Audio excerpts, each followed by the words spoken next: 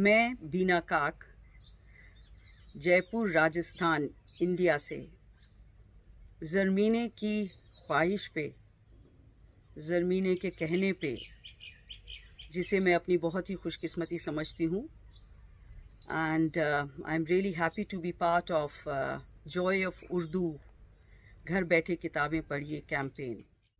आज मैं आपके सामने मीना कुमारी साहिबा, जो बहुत मशहूर फिल्म अदाकारा थी और साथ में वो लिखती भी थी, तो उनकी एक नज़्म पेश खिदमत है। वो अपने नाम के आगे नाज लगाती थी, मीना कुमारी नाज। चांद तन्हा है आसमां तन्हा, चांद तन्हा है आसमां तन्हा, दिल मिला है कहाँ कहाँ तन्हा। बुझ गई आस छुप गया तारा, थर थराता रहा धुआं तन्हा। जिंदगी क्या इसी को कहते हैं, जिंदगी क्या इसी को कहते हैं, जिस्म तन्हा है और जां तन्हा।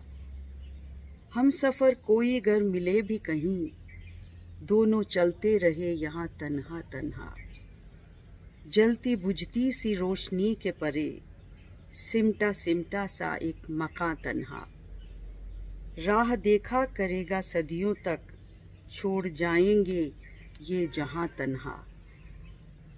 चांद तन्हा है आसमां तन्हा, दिल मिला है कहाँ कहाँ तन्हा।